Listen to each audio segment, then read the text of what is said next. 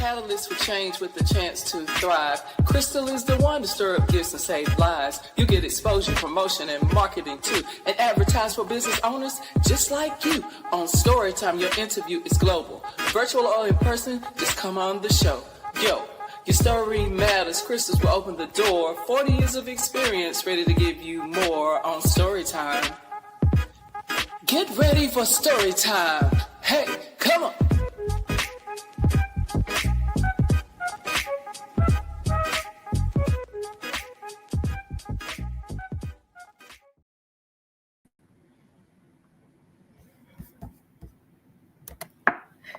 Hello, hello, hello. Good evening. I want to welcome you to Story Time today. We are so excited today. Thank you for joining me. I just want to say hello, good evening, wherever you are in the world. Good morning, good afternoon, or good evening, wherever you are in the world today.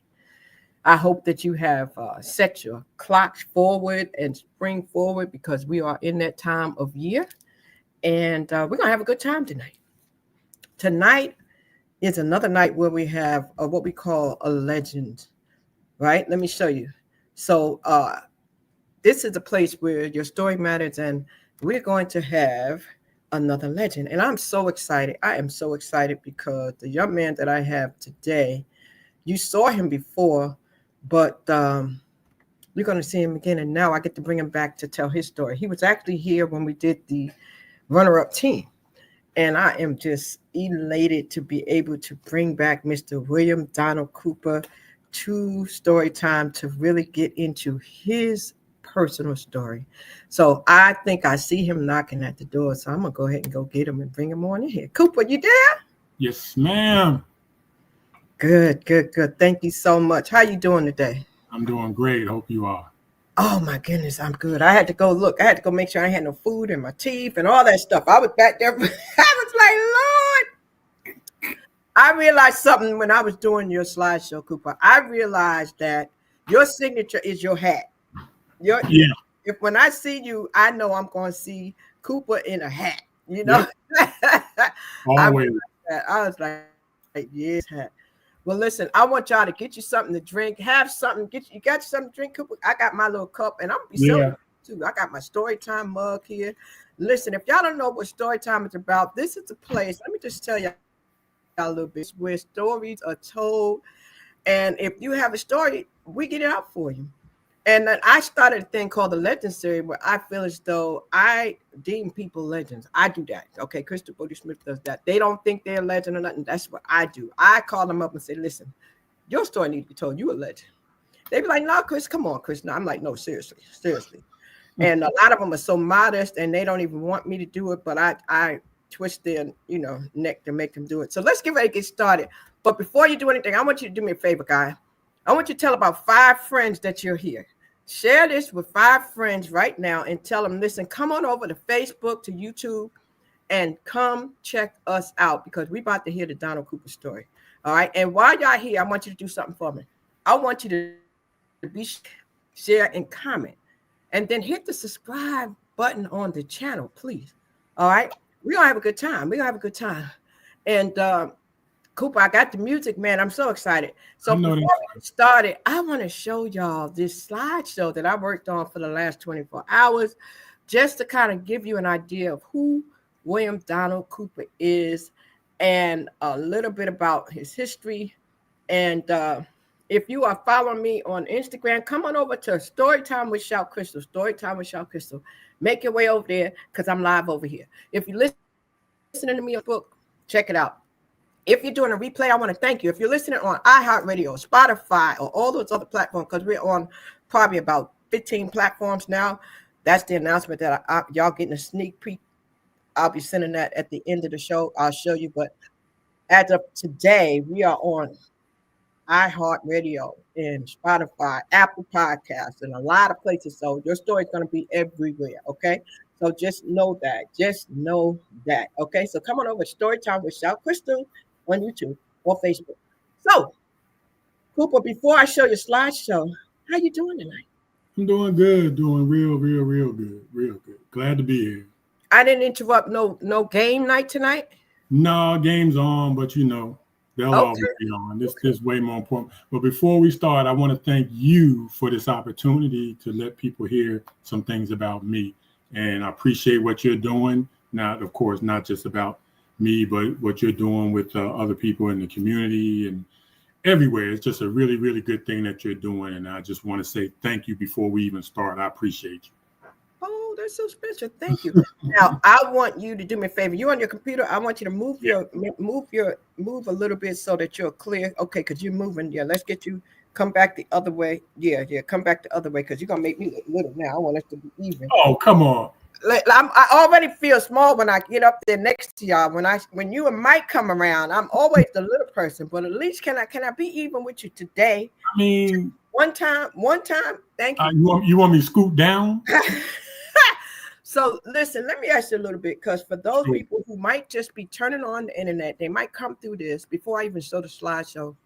Tell the people in a short synopsis, like, who is William Donald Cooper? Who am I? Oh my God! Who are you? I wasn't ready for that one. Just a regular old dude who was very fortunate to be able to grow up, go to high school, go to junior college, go to an HBCU, which I'm very, very thankful for, and have people help me along the way, work a whole career, retire. Of course, doing that, got married, 37 years married. I have a 35-year-old daughter. And right now, just trying to, I tell everybody, I'm trying to roll one day into the next. That's all. I hear you. And that's basically just a regular guy. Well, I beg to differ, because every regular guy doesn't get drafted to the 76ers. Okay. Yeah. So that's a little bit extra. You're not regular. Okay. So we're going to move the regular out. But listen, I'm going to be coming back over here. So I need y'all to come to the YouTube channel. Okay. Come on over to the YouTube Storytime with Shaw Crystal. Check us out. Gina, come on over here. It's a good one tonight. And I see y'all over here. So married almost, I think you've known your wife about 40 years. Yeah. I know you have a beautiful daughter. Yeah. Talk to me about that. Was that in the plan when you were a little boy? Did you think you were going to grow up and be married with a daughter? No. Well, always wanted to be married, but growing up in Jersey, of course, we'll talk about that. I just knew, the only thing I really knew is that I always wanted to go to college. That's the only thing I really knew. Yeah, I did want to be married and have a family, excuse me, and all that. And that did happen. So, yeah. But my earliest days, all I could think about was going to school, doing what my mother always wanted to do, which was go to college. So I knew I was going to go and get an education beyond high school. That's what she definitely always wanted to do. And I got to be the one of her 5 children to be fortunate enough to do it. Mm-hmm. So that's it. That's basically it. I just wanted to do more than just high school. Got you. Is there a reason for that? Is it because you saw some people in the neighborhood that never left? I mean, what was it that made you say, I want to go to college and I want to play ball? What made you do that? My mother. My mother's the whole reason I got to college. My mother wanted to go to college, and she said, basically, she told me that she just never got the opportunity. And people like her, especially young Black folks, when she came up out of Summit, New Jersey, rarely got the opportunity to go to college. I've heard her say that several times while I was growing up, that she wished she could have gone. Yes. I kind of always had that back here that, hey, if I get the chance, I'm going to do what she couldn't do. So, yeah, it was something in my house. I didn't have to look anywhere else for that kind of inspiration. And it's funny, a lot of us, we want to do some things, and our parents want us to do more than they did, so that's a beautiful thing. How about your dad? Tell me about your dad. Did he want you to go to college too? No, my dad passed when I was 18. Okay. So he was actually killed when I was 18. My first month, Crystal, into junior college. Wow. Went to junior college in August, and he passed in September. Man, Man, So I yeah, know that had to be an adjustment. How did you cope with that, Coop? How did you keep your head in school? well, I didn't for a while. Academically, I didn't. To be really, really honest, I just played ball that first year. Didn't put my mind into my books and my studies. Um, it was tough. It was tough seeing somebody walk out a door, and the next phone call you get is, they're gone. So Wow. yeah, that was tough. But again, my mother, I'm gonna tell you, I sat down in a chair and said, "Mom, if you want me to quit school to help you out with she cut me off like mid sentence and said, "No, I always wanted you to go to school." She said, "You're gonna go. We'll make it." Right then and there, I would have never come south. I would have never went anywhere. I would have dropped out of school and just got a job doing whatever I could to help out. Wow. But she told me to keep going, and I kept going. And like I said, finished 2 years there. Then I came to St. Aug for 3 years. Yep. So we're going to dive into that. But first, I want to share this slideshow. And I want to tell you, if you're here, make sure you type in the comments, say hello, say your name. I will let Cooper know you're here. I'll put it up on the screen so he can see who's chiming in. I already see your cousin is here. She said, congratulations. Tracy Heard is here.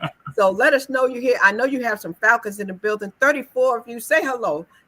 No matter where you are, if you're on Facebook, look for the comment section and type in there and put it in there. I know we baby boomers, but I believe in you. Y'all can do it. Y'all can do it. But check this out. I would like you to see a little bit about Mr. Cooper. Here we go. I got a treat for you.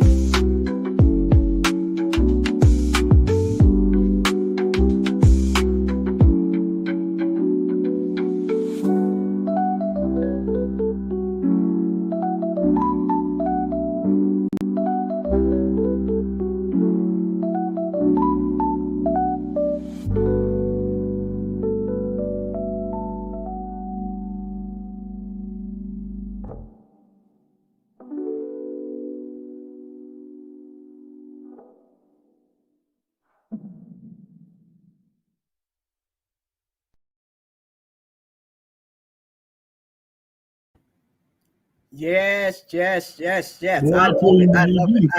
I love it. You like that, Coop? Oh man, that's awesome. That's awesome. Yeah. So wow, let's see who's in the building. A couple people came in here. I see somebody named T-Bird. They said, Coop, what up, big Bird? All right. I see we got somebody here named Miss MW69. Hi, Coop. Morristown Love, Raleigh, North Carolina. Okay. Keep it coming, y'all. Who we got here? Let's see. AV Brown Photography says, hey, Coop, Allison Brown from Motown. Congratulations. All right. We got Keith Crawford in the building. He said, what up, brother-in-law? Yeah. CrossFit is here. All right. I see Darryl Robinson. Darryl Robinson is in the building. What up, D? Good brother. Great player, better person. Oh, my gosh. Oh, my goodness. I see Kimberly Holt. That's my little girlfriend. Oh, man. She says, hey. All right. What's that? She said Roothdale. Is that Ridgedale? Okay. And then, of course, we have Tanya Simmons. She says, hi, cheerleader. Okay. And yes, we know your cousin is here. And then we also have Ramona Barnes. Ramona Barnes in the building. All right. Oh, my goodness. They are in here. Keep them coming. Keep them coming. And we'll come back and we'll definitely do that. You can definitely let us know you're here. Thank you so much for joining. Make sure you like, share, and comment and connect with Cooper throughout. Cooper, man, how did that make you feel, man? The love is here. The love is here. I see. I'm surprised already. But before I do anything, I got to do one thing. I got to show you. I hope this can come out and get focused. Come closer. Okay. Yeah, right there. Who's that? That love it. Who's that? That's my uncle in New Jersey, Tom Mac Gallup. Let me try to get closer. Come back closer. Yeah. Come back closer. Okay, right there. You're moving too much. You had it perfect. I know. Hold on. Why you didn't send me the picture? Send me the picture, Coop, so I can edit. Just send it to me. I'll put it up. Send the picture. Okay. All right. Lord, help the brother out, y'all. Help the. You know what? What am I going to do with my baby boomers? I'm gonna let you. Oh Lord, I got you. Send the picture, and I'll hook it up. So just like I want to talk about this right here. Just like this right here. I want to talk about this little guy right here. I want to talk about this little guy right here. Now, I want to talk about that little guy right there for a moment. Who tell me about that little man? Was he tall? Was he the tallest guy in the back of the line in elementary school? No, nothing like that. I had a growth spurt when I was in high school. I grew 2 inches one year and 3 inches the next year. So when I went to high school as a freshman, I was the same height as all my friends, basically. Mm-hmm. By the time I came out as a senior, I was 6'4". Mm-hmm. So I went from like 5'9", 5'10" to 6'4". And then during my junior college years, I grew 2 more inches. Then I grew another inch and another inch while I was at St. Aug. Wow. So you was growing with somebody. So did you play elementary, middle school, or high school? Yeah. I've been in sports all my life since I was 8 years old. I played baseball. People from Morristown know a little down in Ginty, a place called Ginty Field.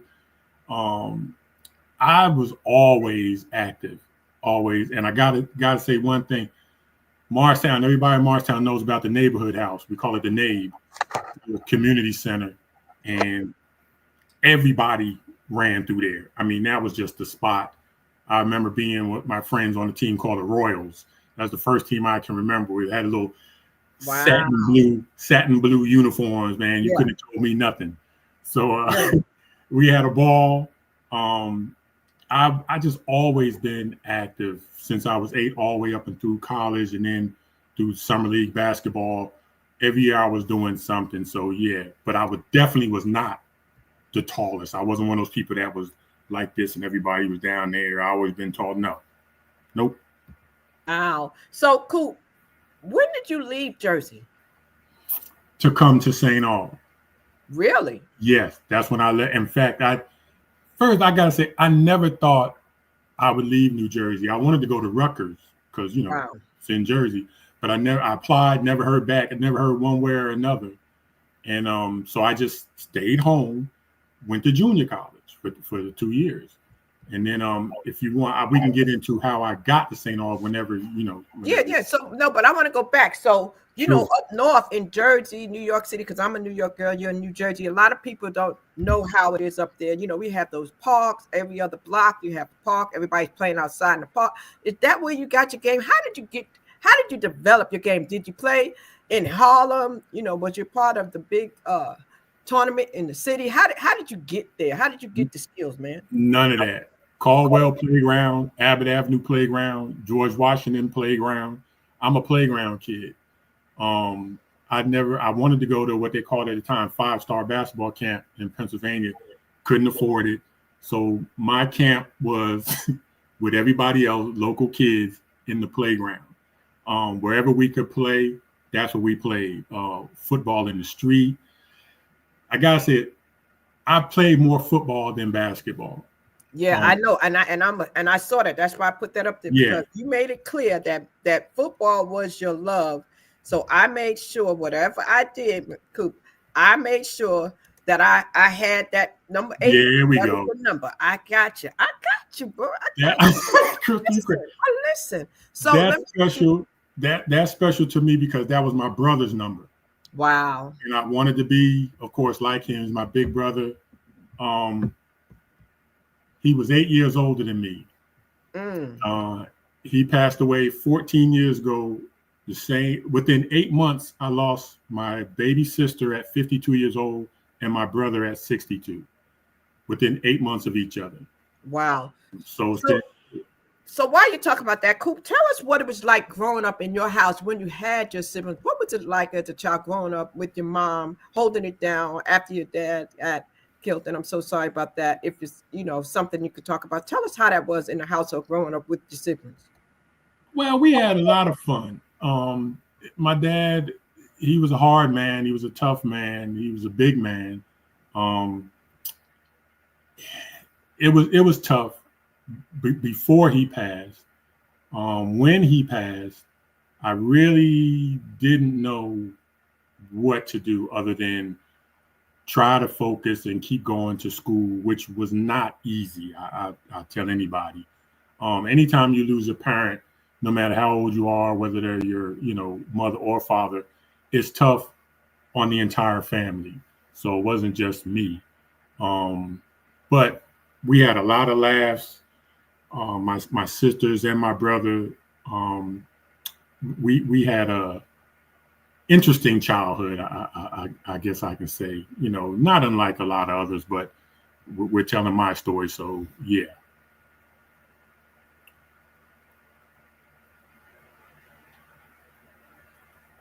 Now I'm seeing my pictures again. You still here?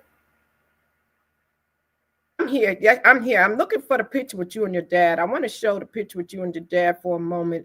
Okay. I wanted to get back to that because you were talking about your dad, and I see that your dad is tall. He was a big dude. He was about 6'4". Him and my brother are both about 6'3", 6'4". I'm the tallest of the three of us. That's him in the middle. That's when I was probably about 4 years old. And I cut that out of another picture. A lot of people think I look like my mom till they see my dad. And then they say, oh, okay, I see. Wow. And looks like you favor him. My goodness, you look just like him. So you look like, was it a toss-up between mom and dad? You know how sometimes when I'm looking at this picture right here, you look like the spitting image of your dad. Well, see, everybody does that. Everybody says my mom because they only seen pictures of my mom. And like I said, my dad died so early in my life. But then when they see my dad, they go like, oh, yeah, okay. Just say, I can see it. But yeah, he's from the Coopers. I have a ton of Cooper family in North Carolina.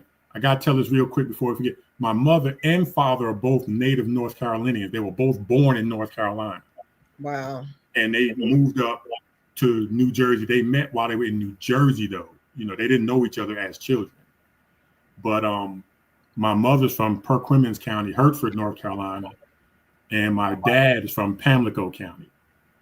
So all the Coopers that you meet basically down there in the New Bern area, in those little towns like Merritt and Hortonsville and Bayboro and Oriental, that's family on my dad's side.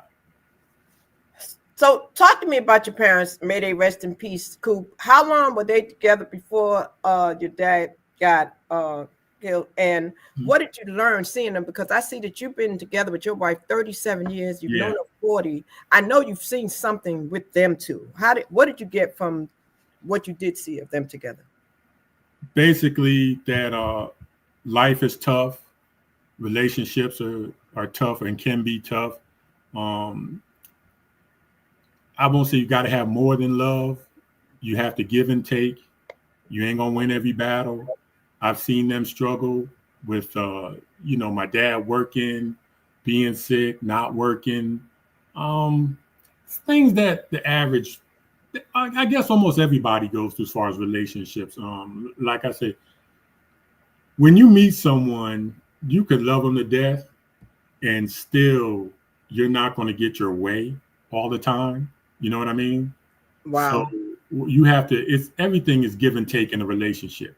I tell people all the time, say, if you can find somebody that you can be with and stay with for years and years and years and years with all the ups and downs in life, that's one of the hardest things in the world to do. And I can prove that by look at the divorce rate. It used to be 1 in 3. Now it's 1 in 2, and not even divorce, just being together with another person. Right. It's not easy to stay with just one person 20, 30, 40, 50 years, your whole life. Yes. Now I see here on the left, you got your main squeeze, and then I see you have mom on the right, which took you to the continuum. So 2 are probably your favorite girls, but then you have a third favorite girl because you have a daughter. So talk to me about that relationship and how your relationship with your mom helped you to be the man you are with your wife. Oh, wow. Again, just knowing that relationships can be tough, and they can also, on the flip side, be beautiful, be wonderful.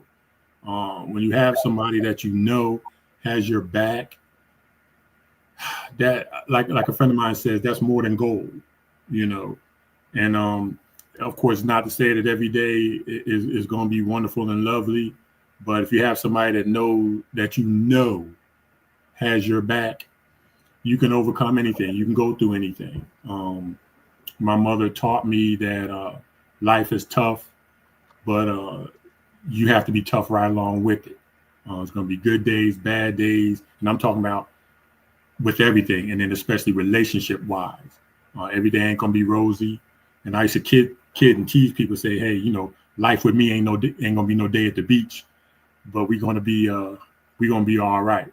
So. Wow. Yeah. Okay. Because you got to know yourself. Every day you don't wake up. I mean, every day you don't wake up in the best of moods or this or that, or whatever, And sometimes we got to take a step back from wanting everything to be about us or our way or whatever. Sometimes you just got to, like my mother used to tell me, you got to take the bitter with the sweet. Every day ain't going to be rosy in this world. Right. But more often than not, if you find someone that you can say, well, that ain't no reason to leave them just because you have a disagreement or this or that.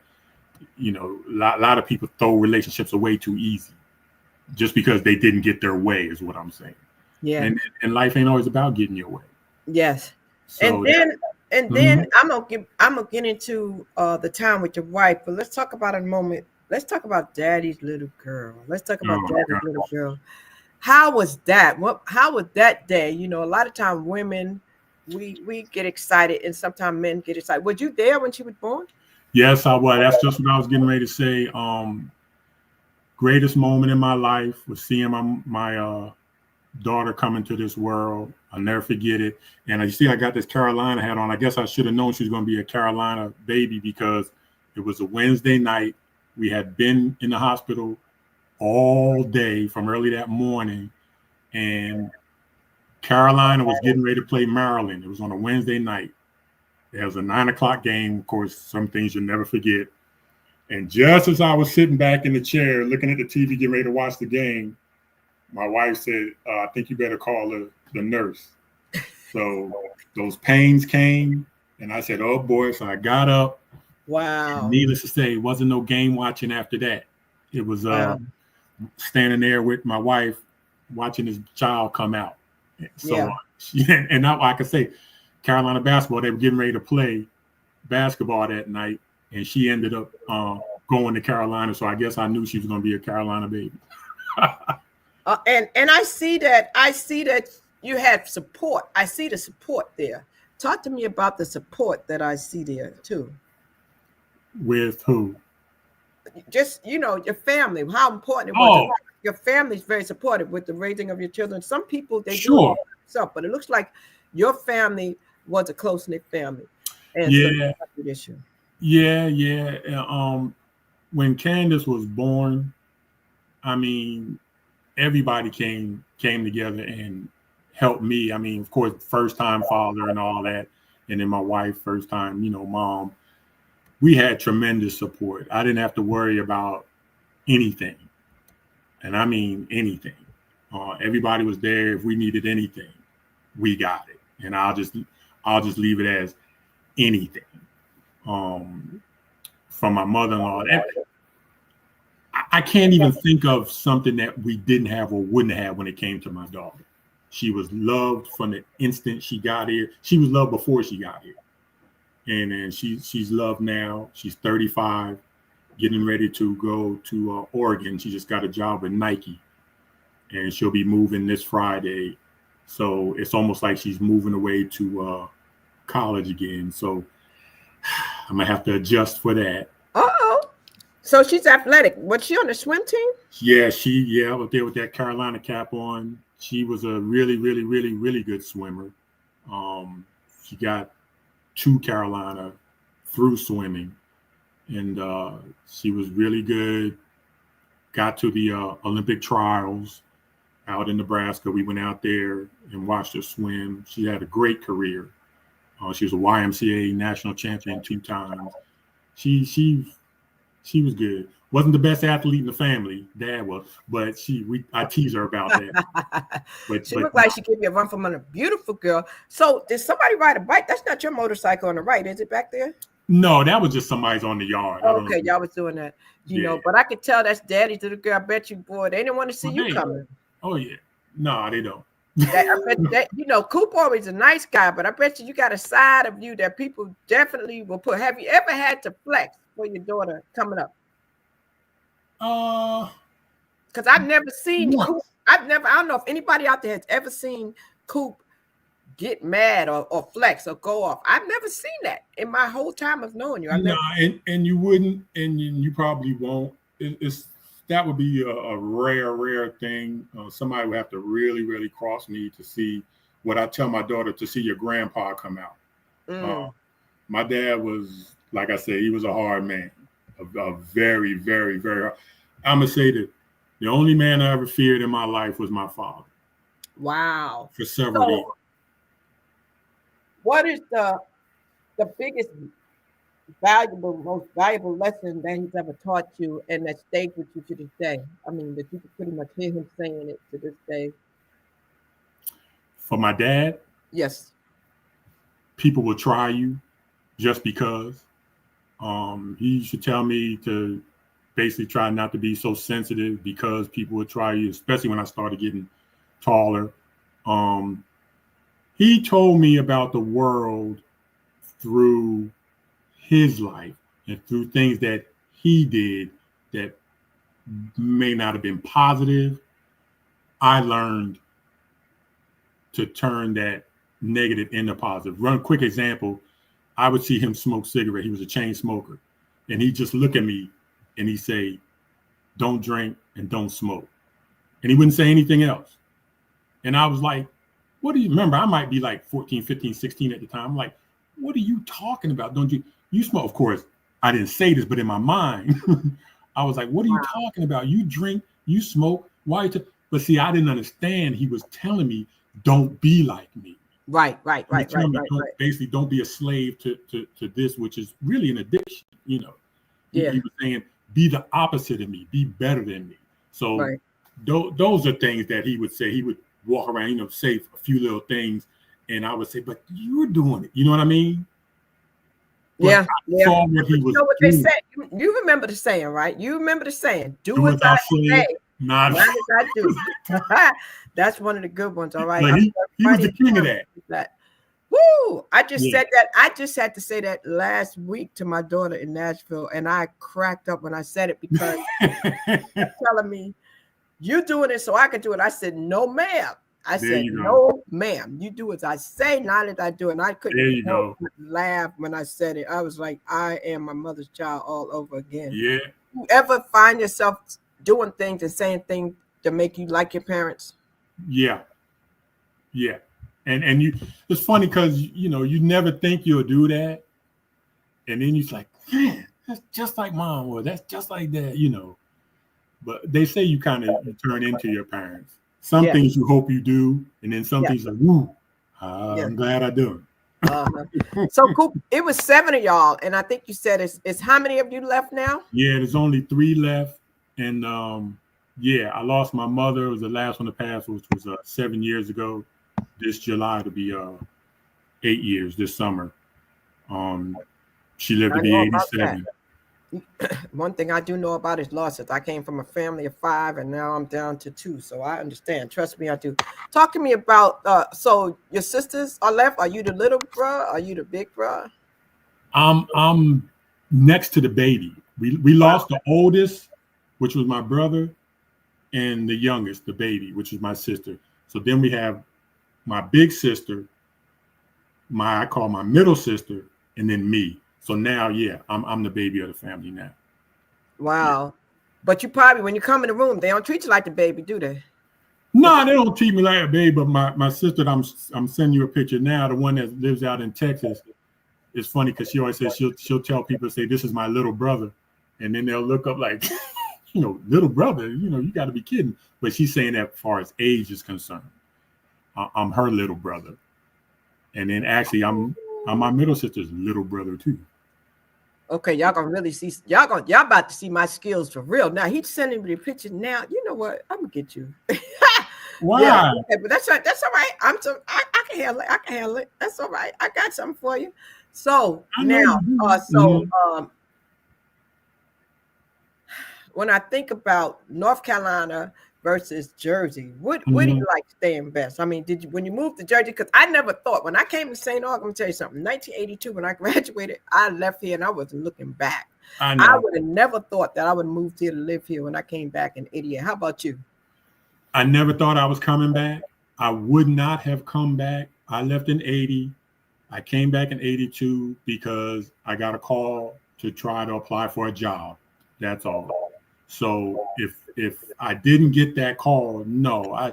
Like I said, I never wanted to leave New Jersey in the first place because of my mom. But that was the job you retired from? No, yeah, that's the job I retired from. I came down, I got it with the Attorney General's office, and I stayed there almost 30 years. And retired from it in 2011, which I can't believe. This June, I will have been retired for 14 years, and I can't believe it. It's unbelievable. All right, so now you open up a can of worms. You're gonna make me ask a question now. Since it's Attorney General's office, yeah. So a lot of people don't understand the role of the Attorney General office, and right now our beloved institution is being kind of guarded by the Attorney General's office. So, being a person who retired from that office, what would you say about that? Would you say that that's a good thing? I mean, that's a good thing for us right now, and hopefully that can help us in the situation we're in by the Attorney General watching over things and kind of regulating things? All I can say is I would hope so. I can't speak for what those people would do over there. No, I mean, but as far as what the Attorney General does, like the Attorney General, he's the chief law officer for the state. Okay. Everybody has one. All the states have it. He's the chief law officer, like all the police, everybody's under the Attorney General. Just like you have the Attorney General for the country, you also have that for the state. And of course, there's all kind of different departments within that and divisions. So I was with the environmental division before I went to IT. And then, but getting back to us, I don't know. I would hope that it's a good thing that the AG is involved with St. Aug. I'm praying that it is a good thing. Good. I definitely want the school to survive. Yes. Being somebody that went to a HBCU, like I said in our last thing, it helped me grow into a man. Yes. So many things we could talk about as far as me going to a HBCU. Yeah, because like when I think about it now, like we love HBCU and it's a vibe. They have that thing where they say it's a vibe. It really is a vibe when you go to a HBCU, and I would hope that others would be able to feel that vibe. Now hold that thought, because I want to recognize a couple people. I see Coach Pup George Williams in the building. He said, "Oh, hey, Pup." He said, "Thanks for the memory." Gary Taylor's in the building. Gary Taylor said, "Excellent advice from your mom." Shabu is in the building. Shabu came on and he said, what did he say? Let me see if I can put your message in here. Shabu said, "Oh, your cousin's in the building, Roseanne Robinson." She said, "It's Rosie and Robbie from Pennsylvania." Bless her. You got it from everywhere. All right. God in the Street said, "Met Cooper a long time ago, a legend in basketball at St. Aug. I was there from 1980 to 84. Okay. And I think that's your sister. She said, That's "Oh, my give my mommy and daddy." That's Virgie. She said, "Listen here." She said, "Hey, Dondo." That's what she called you, Dondo. Dondo, yeah. Dondo. She blasted me out now. Everybody be calling me that. But I just sent you her picture with me. She's the one. I got it. I'm gonna do it. And you got Marvin Green that says, "I'm online with you, Coop. I'm so proud to hear your full story. Here for you and your family. Always love you more, Marvin." I'm gonna tell you something. I love the love that I am seeing here. Absolutely amazing. Yeah. Absolutely amazing. Guys, continue to love on your people, because one of the joys I get out of this right here is to give you the opportunity to give people their flowers while they're still here, while they can actually hear them, instead of standing over a casket. You know what I'm saying? Yeah. Like, you can actually tell him something.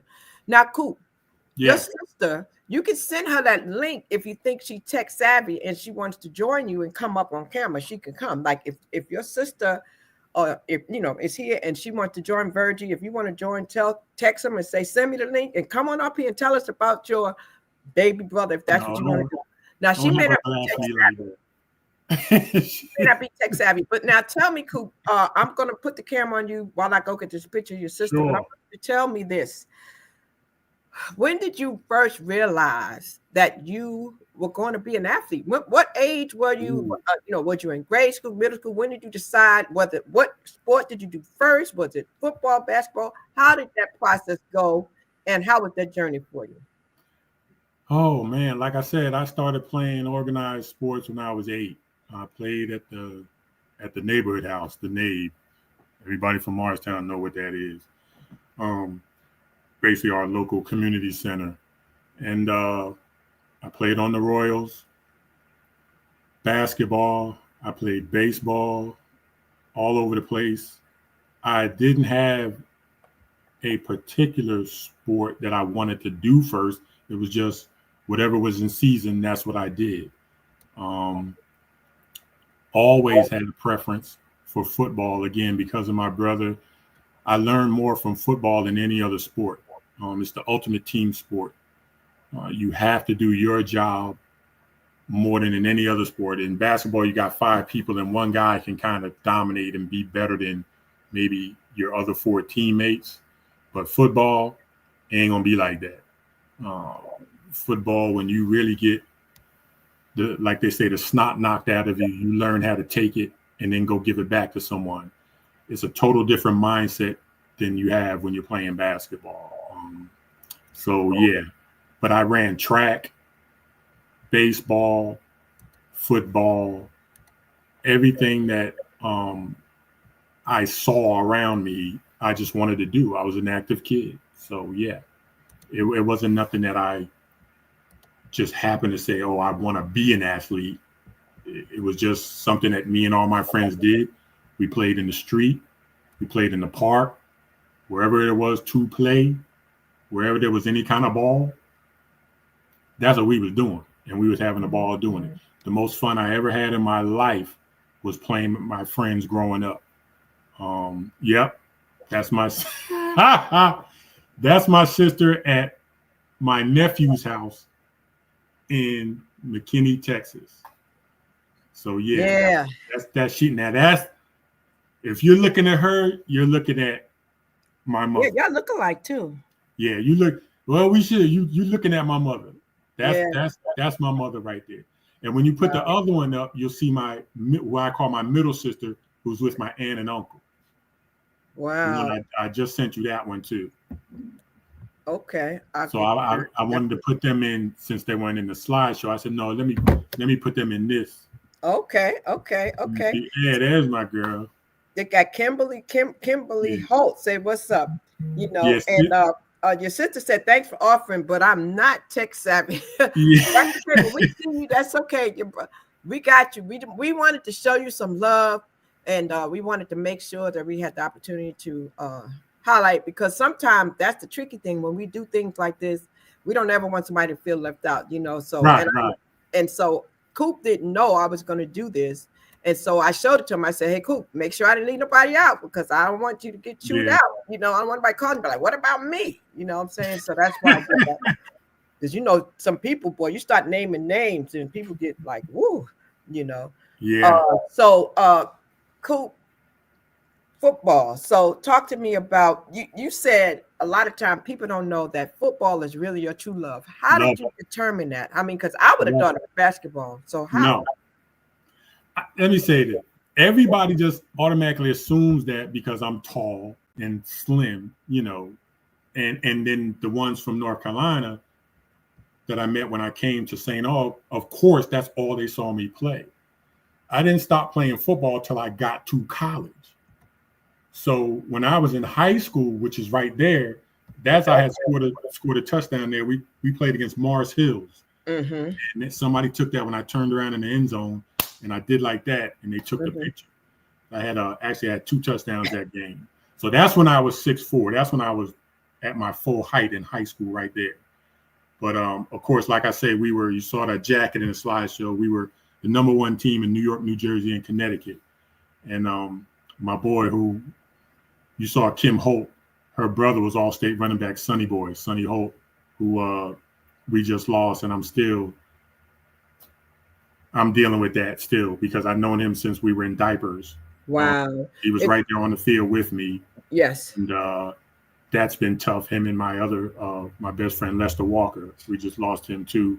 And again, they were both Ridgedale Avenue, Abbott Avenue, and Oliphant Drive. We were all right there. So literally, that's kind of rough. You losing your friends, but one thing I know for sure, those are your Jersey friends, right? Those are the ones. Yeah.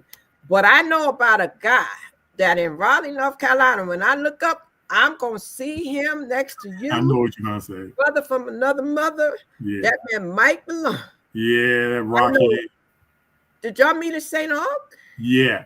I'm gonna tell you how we met. It's funny. I was in the gym, and he was standing on the end line with Willie Hodge, and we were running and playing. I was in a chair on the side, and Willie Hodge told him something about me. I saw 2 guys looking and pointing toward me, and I was sitting down in the chair, and Mike came over and just kicked the chair. He said, "What's up, man?" Like that.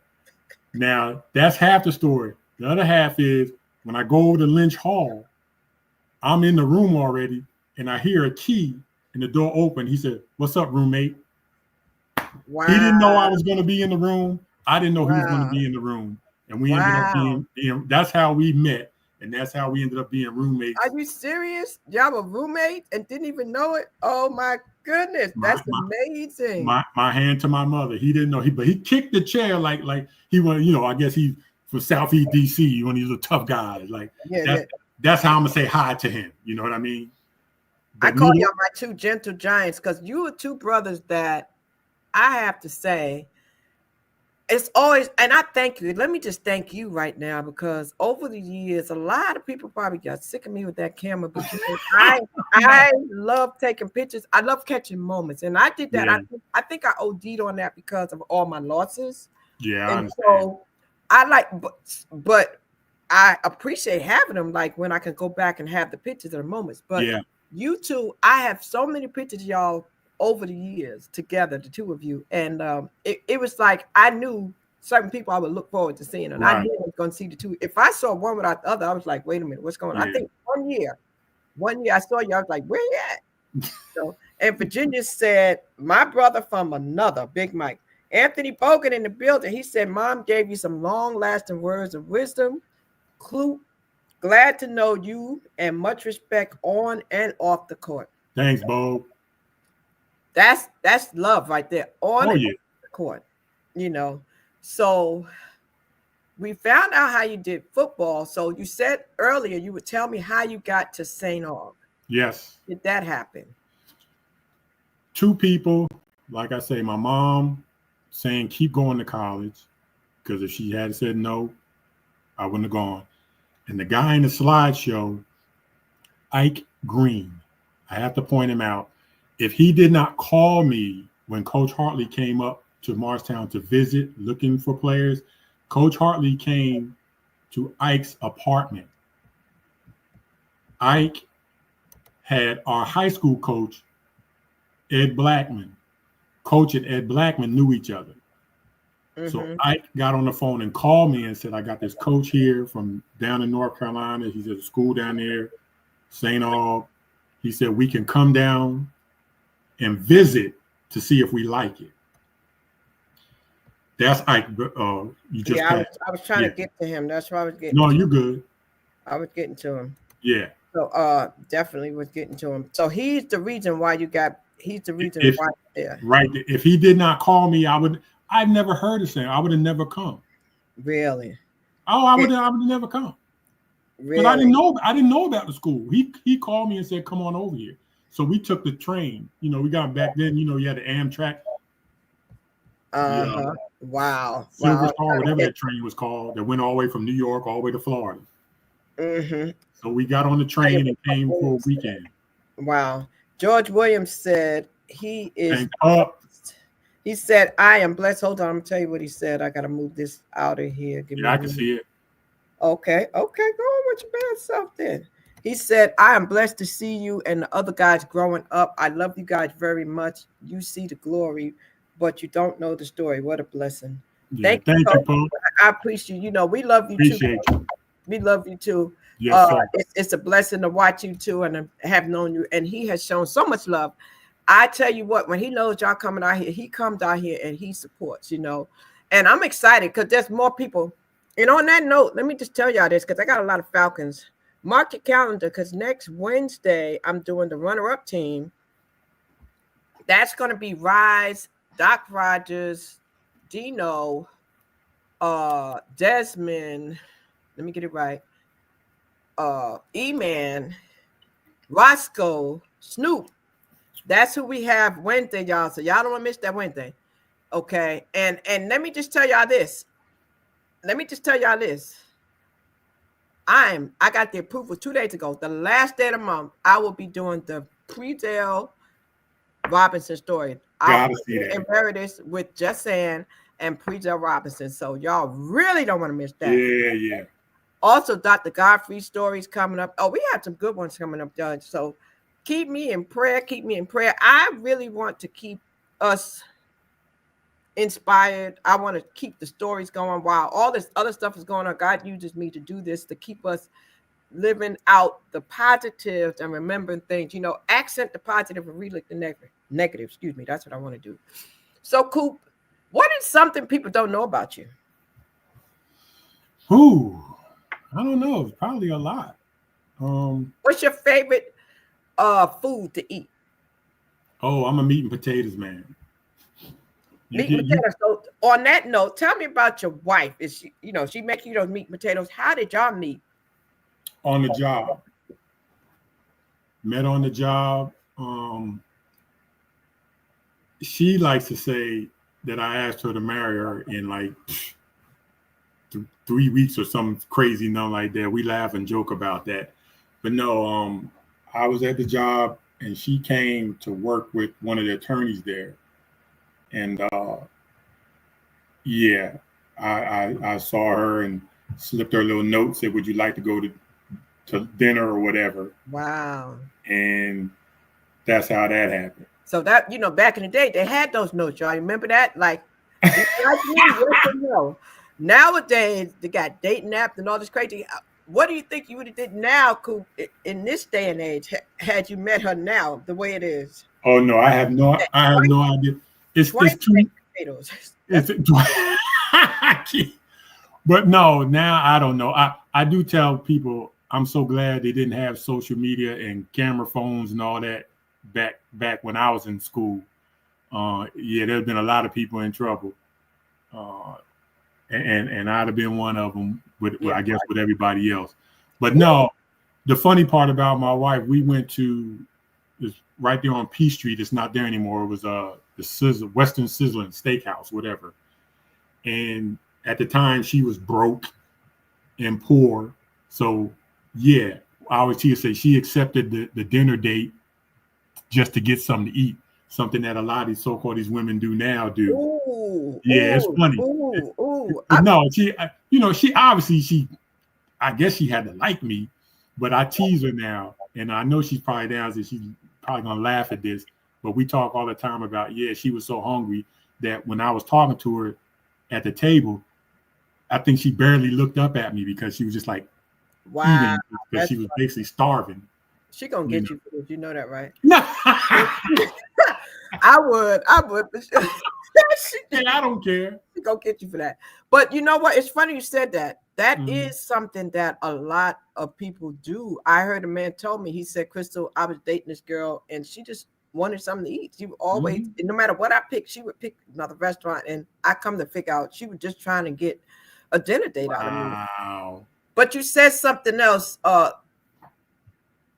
You have a daughter, and there may be some young women out here watching, if you watch some of the things and you hear some of the things they're doing now, the way that they choose their mate is totally different. What would you tell these young people today?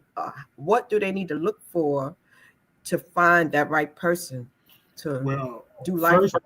First thing I tell you, what I told my daughter, and she knows this, I told her from so far back, I don't know what to do, is to take care of herself first.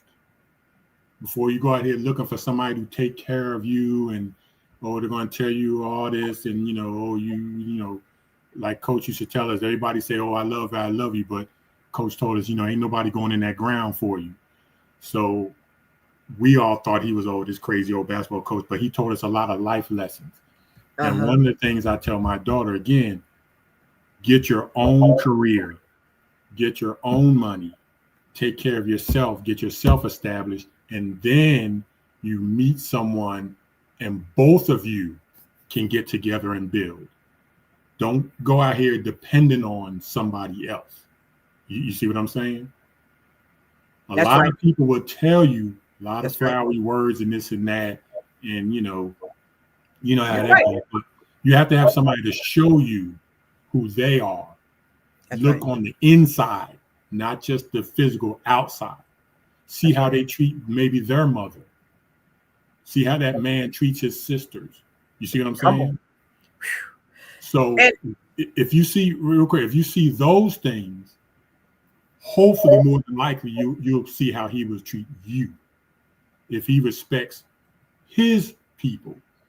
And then if he comes, like somebody comes here to meet me and say, hey, I want to date your daughter, see how he reacts to me and my wife. How he talks about us when we're not in the car with you or in the room with you. If he dogs us when we're not with you all, that's everything you need to know. Why would you want to be with it? You see what I'm saying? Yeah. And you know what? That's good, Coop, because a lot of times people have to learn. I had a guy once ask me when I first met him, I'll never forget, he said, if you didn't agree with me, would you agree with me in public? He said, even if you disagree with me when we're out, agree with me while we're out. And then when we get back home, let's talk about it. But don't make me look bad out in public. Right. And I was like, wow. So that's wisdom right there. A lot of times people don't understand that. That is so true. So those are the little nuggets that people have to remember. Now, I want to tell you this so you don't miss it. Virginia said that Donald way to represent Motown. And Linda said that Virgie said Cousin Pat and Ben are watching from New York and sending love. Okay. And Tanya said, we the cheerleaders love you and respect you. Thank Cheryl you. Lawrence is here. Cheryl had a petition for St. Aug. She was what was she? I saw her winner with the tassel on. Cheryl, yes, and I want to do Craven. I'm actually working on some people from ROTC, people who graduated and people who are in the military. So thank you so much for coming. So many of y'all are here for the first time. Coop, this love. You bring people out that I had never seen on Storytime. I see. This is awesome. That's you. That's you, bro. No, that's you. That's you, bro. But this is awesome. I'm promoting, but that's you. I think it's the love for you. You got a lot of love out here, man. You have a lot of family. You have a lot of family, and that is amazing. And I thank y'all for doing that. You know, so that's one thing you would say. The other thing is, what's a red flag? What's the red flag? What did you tell your daughter the red flag is? Oh, any kind of disrespect. Any kind. I don't care what it is. Verbal. My daughter is tough. She's her grandmother and grandfather's child, as well as her mother. My wife is from the projects. I know you're gonna hate to say she's from the projects of Kinston, North Carolina, Carver Court. She ain't no pushover. My wife she got a backbone, and you looking at somebody that's got a backbone. So she got a double dose of strength. Wow. So my daughter's not gonna let any man. She ain't no push. She ain't no pushover at all. Sometimes I might tell her, hey, you know, you calm down a little bit. But, so we talked about football. We talked about basketball. I do want to ask you this. I know on the other segment, you got a chance to do it. Some people may not have heard you before. I had asked y'all about who was the most influential person that left you with something, and you acknowledged the coach, I think, in high school or another coach that had said something to you. For the audience that may not have heard that, I want to give you the opportunity to say that again. What is one of the main things that stuck with you throughout your years of football and basketball? I'll put it that way, since we talked about both, that has stuck with you, whether it was a coach, a player, or whatever, that has stayed with you all your life? Yeah, like I said before, when I quit my senior year, I quit basketball because I had a disagreement with our coach at the time, who was trying to tell me how to do something that was just totally against the way I needed to do it. So I quit, and long story short, he told me, keep going. Don't let this guy get you like that. You don't want to be a bum. And then he said, I was like, what are you talking about? He was like, it doesn't take anything to be a bum. Just don't do anything. And that's what you'll be. You know, you basically have to go through things in life. You have to get over humps. Again, like I said earlier, every day ain't going to be rosy. But if you quit just because something's tough, I mean, you ain't going to be nothing. You'll never be anything. You'll never accomplish anything. So real long story short, I took that, sucked it up, went back in, had to run my laps or whatever, and I played basketball ever since. And that was in high school. But I had great coaches, especially my football coaches in high school. They told me a lot of things along, with a lot of other people. I saw how to get through adversity, not with just sports, I saw how to, I mean, we used to practice 3 times a day in football, in the heat. If you can make it through that, you can make it through a lot of tough days at work, So what were you laughing at? Somebody said something. I'm laughing. Yeah, your other sister showed up, Vivian. She said, as usual, the middle child. I knew. See, that's the picture I told you. I said that's that other picture with my okay, uncle. I got it. Vivian. I knew. I got it. He just sent it to me. I got you, girl. I got you, Vivian. I got you. But hold it. No, I'm so glad. And that's the one. Oh, is that the one with the 4 of them? Is that the one? Yeah. Okay, I got y'all. I'm gonna make sure. He did try to show it, Vivian, just for the record. You might have got to the party late. He really did try to show it. I have to listen to him on that. She's very private, and she's one that now, if I had a shown a picture, she said, I didn't want my picture out there. Why'd you put it out there? So see, you can't win. Can't win. But we got you. That is hilarious. Isn't it? Wow, that is funny. But you know what? That's love. That's love again. Yeah, it is. It is. So I'm gonna make sure I show that up there. So I want you to do something for me while I'm going to get the picture this time.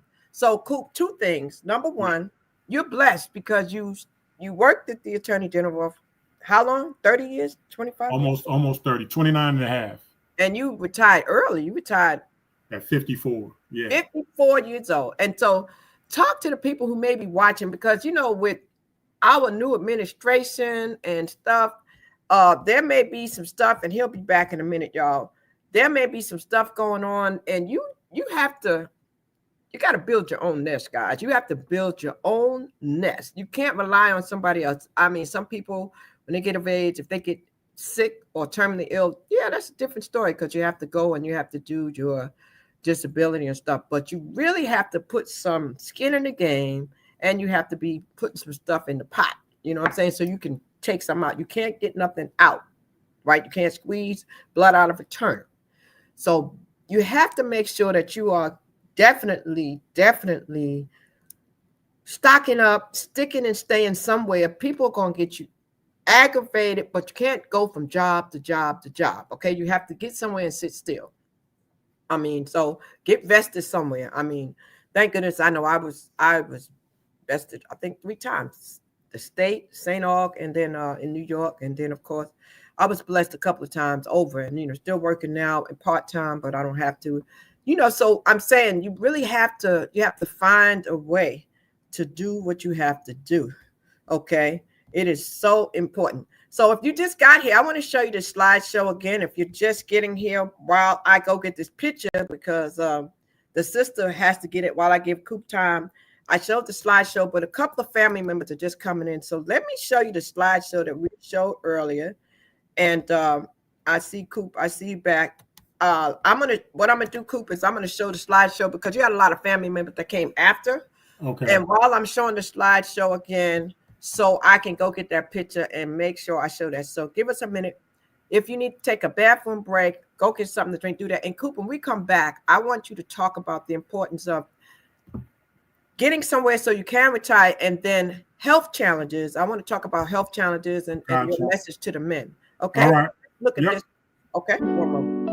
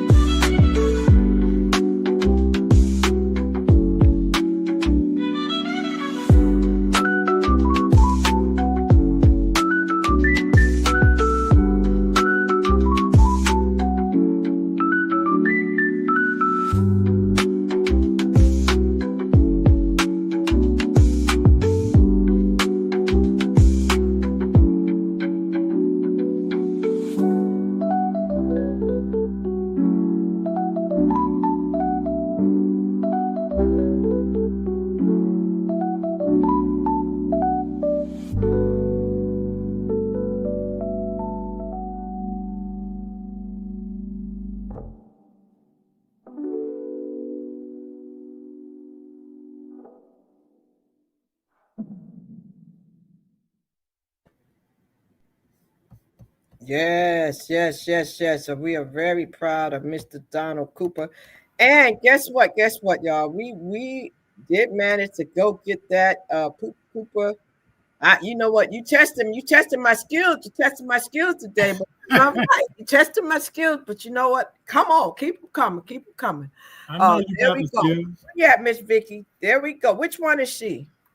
Vivian is the one. I can't see it yet, but it's my with the 4 people. You got somebody in your arm, and then you have somebody in the blue hat and somebody in the orange hat. Yeah, left to right. That's my uncle, Tom Mac Gallup. He's 93.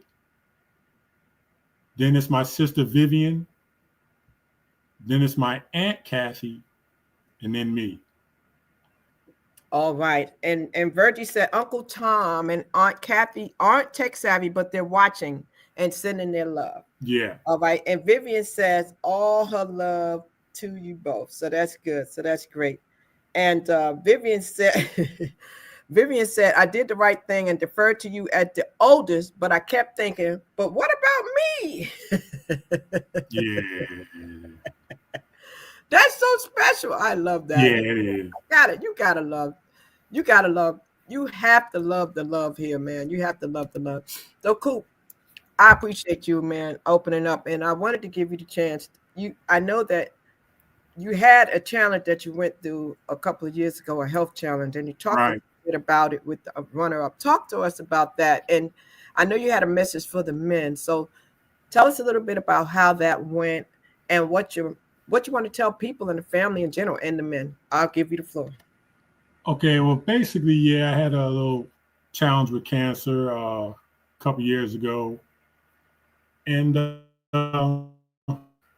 main thing I want to say about it is have a primary doctor. See your man, have a primary doctor and get checked at least once a year. Don't walk around saying because I look okay on the outside that I must be okay on the inside, because that's not necessarily true. My thing is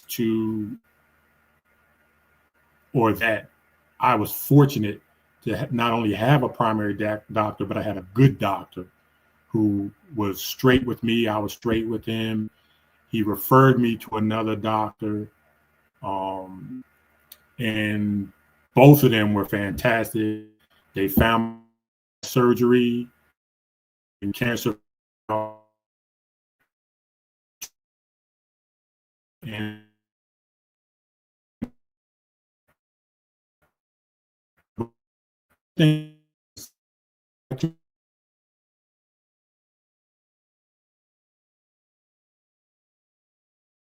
let me unmute myself first, and I'm going to give his computer some time to get it back together. It looks like he's pixelating. So give me a minute while I let him do that, y'all. I thank y'all for being here. I definitely do thank y'all for being here. I may have to bring him back up, so he's coming back up. Please do me a favor. If you haven't already done so, please, please, please like, share, and comment. Like, share, and comment. I ask you to do that. It makes a difference when we are doing this. It's for a reason, but a lot of times people don't realize there's a button. It's a button and it says subscribe. Hit the subscribe button. And if you get a chance, go back and check out some of the stories. We have done the George Pup Williams story. We have done Anthony Bogan's story. We have done Gary Taylor, Rick High. We just did the Lady Falconets. We just did theirs, I think it was a week or so ago. The Lady Falconets were the only women's basketball team right now, currently, with the banner in the gym at St. Augustine. I'm going to say that again. If you go in the Emory gym, which you can go in there because the Firebirds are playing. I think they had a game Friday, and they won. If you go in the gym, the only banner hanging, it says 1978 for the women, that team, Ruby Grant, and those ladies, Audrey McCarter, BJ, Ida Wolf, I just interviewed them. So go back and see these stories. They're on. Also, you can listen to them. We did a virtual town hall meeting last week February 19th. I did a virtual town hall meeting, and I'm sharing this while I'm waiting for Coop to come back too. We did a virtual town hall meeting, and we had a great meeting. Another one is coming up next week. So Falcons out there, get involved with these town hall meetings, and let's conversate and talk about how we can help do what we have going on and how we can stay connected, because we don't want to lose the connection. Okay, we don't want to lose the connection. Okay. So we definitely don't want to lose the connection. And I definitely want you to just go check out the channel. And if you have a story, let me say this. If you have a story your story matters. I'm sending a text to Coop and making sure he's okay. If you have a story, your story matters, no matter what it is. That's what we're here for. We would like to help you get your story out. And like I said, at the last day of this month, we're going to do the Preacher Robinson story. That's been agreed to. And we're looking forward to it. So we definitely are looking forward to doing that. He's back. So we thank you so much. We know computers, we're not going to keep you long, Coop, but I definitely needed to, it was pixelating, so I knew something was going on. Yeah, my computer acted up, so I got on my phone. Okay, that's cool. That's cool. But you were sending a message to the men. The devil is a lie. He tried to interfere. So I'm going to let you go back to finishing up that message, because I know you were telling about the cancer and what happened, and you were just letting them know, don't walk a certain kind of way. So exactly. I want to make sure that you get that message across to the men. So I'll let you continue there. Okay. Yeah, I was just saying that, a lot of us, we walk around, and because we don't feel anything, any pain, we think we're okay because we look okay on the outside. But as far as anyway, certain cancers and certain illnesses, you don't necessarily have to be in pain. I wasn't in pain. I didn't know anything until my doctor, went inside me and felt me and said something doesn't feel right. Long story short, he checked my prostate and he said it just doesn't feel right to him. He referred me to a urologist, and I'll make a year and a half story short, where over that year and a half, I had tissue samples done, MRIs, all that kind of stuff. And first time I was checked, they didn't find anything. And the next time they did. So again, I'm okay now. Cancers can return. So what I tell people now, and when they ask me, hey, how you doing? Are you okay? I'll say, hey, I'm good for now. I just try to roll one day into the next. And I'm just happy, still happy to be here. But again, especially with Black men, a lot of us don't go to doctors. Some of us are afraid of doctors, believe it or not. Some of us don't want to hear that something may be wrong. But I can only say for me, I'd rather know than not know. So hopefully I can do what I did, was make a choice as to what to do. You'll get some options. And that's what I did. So I'm still here, thankful to be here with family and friends. And that's the long and short of it, Crystal. So I heard you say there were no symptoms, and sometimes people are fearful. Sometimes people don't have insurance. Sometimes different reasons for not going. But the bottom line is go. I will want to add one thing to that. You can get a blood test if you have anybody in your family. There's a blood test. It's called the CA125. It's the blood test where they can detect cancer. It's the CA125. Okay. I only know that because I lost my mom, my dad, and my brother to cancer. My sister's cancer is in remission. So family of 5, all 4 of them had cancer. So I kind of I do the CA125 every year, annually. Got you. When they check for cholesterol, everything, I'll be like, whoa, you need one more valve, pull up the CA125. So, and they can't deny me. It's very expensive. They won't tell you about it. But if you have had anybody in your family that had it, they can't deny you. So if you have insurance, make sure you ask for the C as in Charlie, A as in Alpha, 125 blood test. That is how you can detect cancer in the bloodstream. Okay, that's how you detect it in the bloodstream. So, Coop, man, thank you for sharing that. They need that. It's not easy, and some people are alone. So I appreciate you doing that, because a lot of men, they don't talk, they don't share, they don't say anything. So we appreciate you for sharing that and letting that be known for sure. And anything I didn't ask you about that you would like to share? We talked about your family, we talked about your schools, we talked about the sport. Well, let's talk about the 76ers for a minute. Let's talk about that moment when you left St. Aug, and how did that happen? How did you find out that you were drafted to the Philadelphia 76ers? How did that take place? Went home, draft came on. Remember, the draft back then, now it's 2 rounds. Back then it was 10. So I really wasn't even expecting to get drafted. But I was home. just doing whatever. This was in 1980, after graduating. And they sent me a letter, actually. Didn't get a phone call. It's not like you see these, number one picks and all this kind of stuff. I was drafted in the 6th round. So actually somebody that was back here in North Carolina called me and told me that I got drafted. They knew, I didn't even know. And so, yeah, that's how that happened. I was like, get out of here. You're kidding. And then one thing led to another. They contacted me. I went to what they call a pre-draft camp. And talk about that for someone who might be playing college ball right now, who has ambitions, who would like to go to the next level. Talk about what it took to be noticed and what it takes when you get there to these camps, what to expect. Everything and anything. Be in shape. Be ready to run like you never ran before. And the number one thing I found was everyone is good. I mean, everyone. I mean, the guy that you think sucks, basically, is good. My first roommate in the pre-draft camp was a guy, some people know his name was Rory Sparrow. He played for the Knicks. He's from New Jersey. He was my first roommate. Then when I got drafted and went to rookie camp, my roommate was a guy that played for Grambling.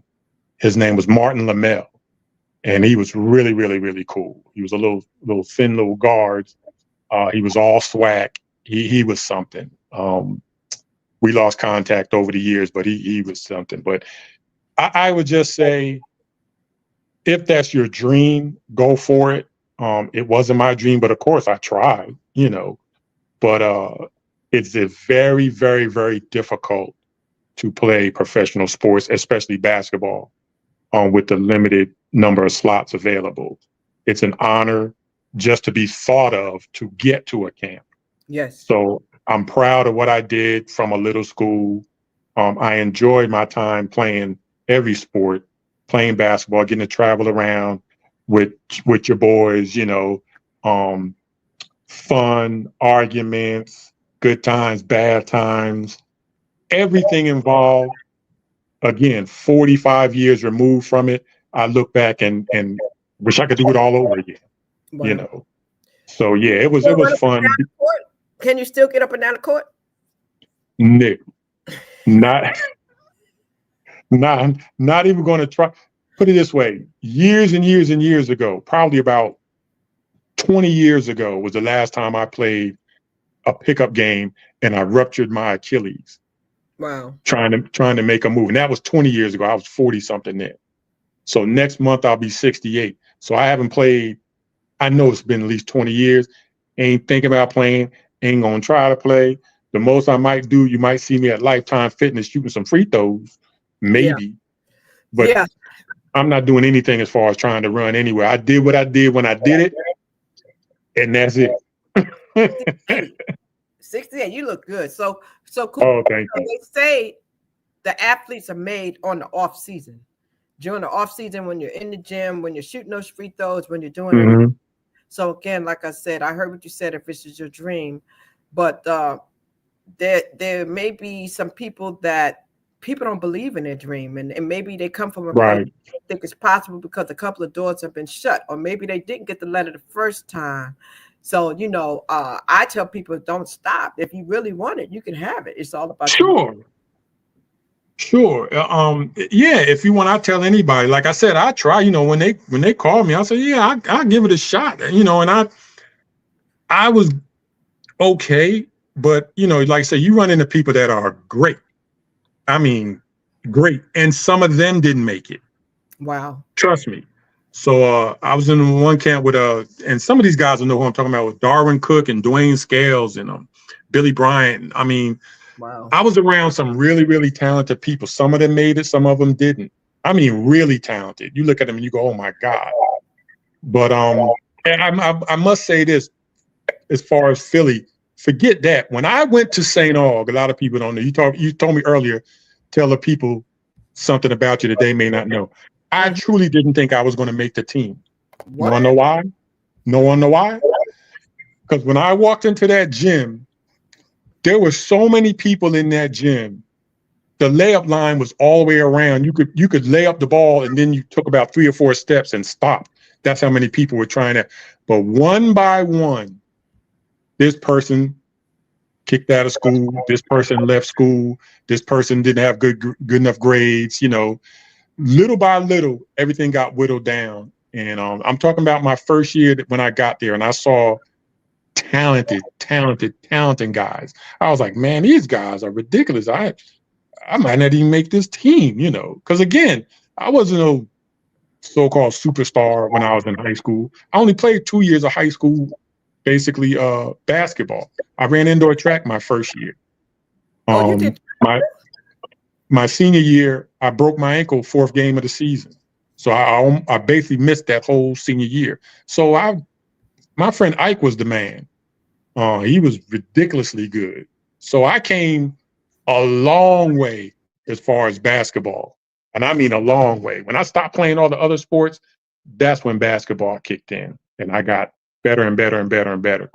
And wow. Like I said, I was fortunate enough to get drafted. And it's all good though, man. I don't regret any of it. Again, wish I could do it again. But I had an absolute ball playing ball. I sure did. Well, we're not gonna keep it. I appreciate you giving me the time. Sandra Cooper said from Raleigh, North Carolina, I have enjoyed your life history. Cousin Judy and Peggy and Tracy, we're going to dinner. They're going to eat, you know. I know that's right. Bill Lawrence said, listen to you, Coop. Take care. So let me ask you this. Sure. What do you want the world to know about Donald Cooper? You know, when you get quiet and you know when somebody says, "Man, Cooper, I know him," what is it that you want them to say? That's deep. First thing I taught me, just a little skinny kid from Jersey who tried to do the best he could and tried to help people when he could. Tried to be the best that my mom and dad wanted me to be, the best person. Didn't always make the right decisions, but that's life. You learn. But hopefully, if I leave here, like I tell my boy, if I leave here tomorrow, hopefully the last time you talked to me, you had a smile. I made you smile.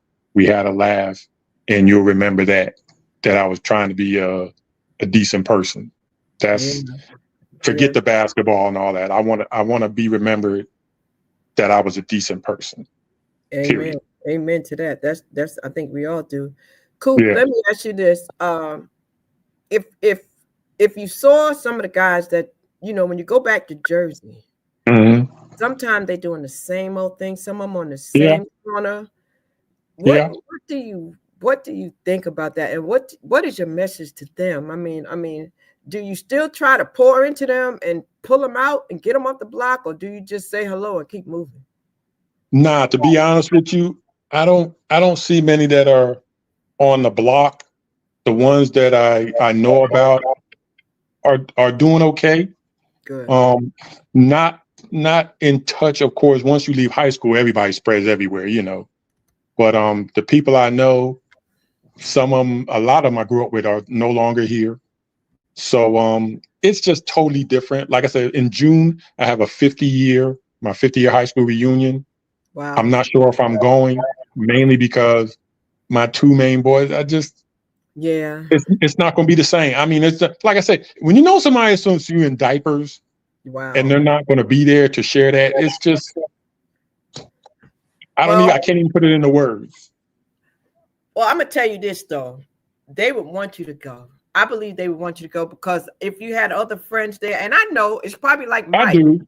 When you see you in Raleigh, it's usually you and Mike, and you probably walked around with those guys, and it might be different. But I'm going to just suggest if you have somebody else that you were cool with, get with them and go, and don't deprive yourself. You know what I'm saying? Try to go. I'm thinking about it. I keep every day I go back and forth about it, but I know I got to make a decision soon. So June will be here for you know it. It's been such a joy to have you, and I just want to tell you, thank you. You are a beautiful individual inside and out. Oh my gosh, your personality is amazing. I am not surprised by the love that you sing here today, because Thank you, dear. You never changed from the time back in the day to now. Any closing remark that you would like to say to the people that have come through here to show you some love, or just overall in general? Because as I said, this will be replayed back. People will come back that may not see it live. They'll come back and play it again. So remarks to the people about anything that you'd like to say to your family, to your wife, to your sisters, anybody that you would like to say anything to that has been there through the years, supported you. This is the time to say that to them. Sure. Just thank everyone. Definitely thank my two sisters that are here, my cousins, lifelong friends from high school, friends from college, everyone that's watching this, everyone that's going to watch it. I'm here. Maybe this will spark us to stay in touch better, get in touch. Hopefully you have my number and I have yours, and we'll talk. This has been wonderful, Crystal. Again, I thank you.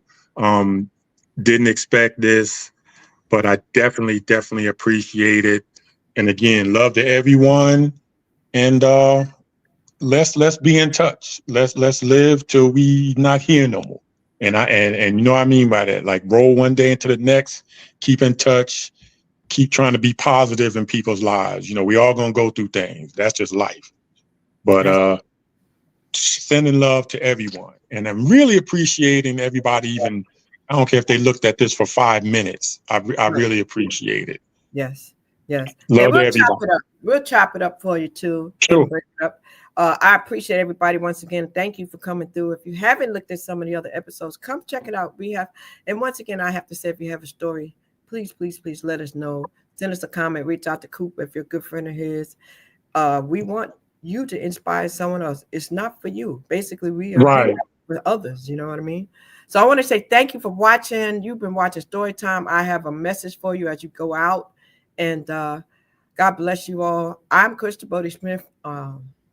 I'm the Hope Catalyst, and I always say keep hope alive. And my mission is to stir up the gift, instill hope, and save lives. So on that note, Coop, love you. Thank you so much. Love you too, baby. Daughter and everybody that. And we're going to take it on out, y'all. So all right, check it out. And don't forget to subscribe, leave comments, share. And let people know that you heard it on Storytime. And don't forget, we'll be here Wednesday. Check it out. See you later. Hold on, people. All right, everybody. Are you ready? This is Crystal. I am so excited to have you here on Storytime. I want you to know that now you can be seen and heard. Yes, Storytime has expanded, and you will be able to see yourself streaming live on multiple platforms. So come on over and get with us and check it out. I want you to go ahead and schedule your interview, and you never know where they might find you online. So, thanks for watching. See you somewhere on the internet.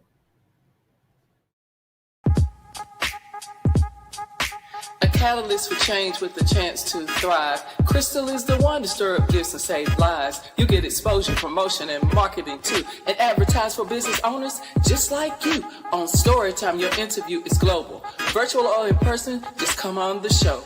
Yo. Your story matters. Crystals will open the door. 40 years of experience, ready to give you more on Storytime. Get ready for Storytime.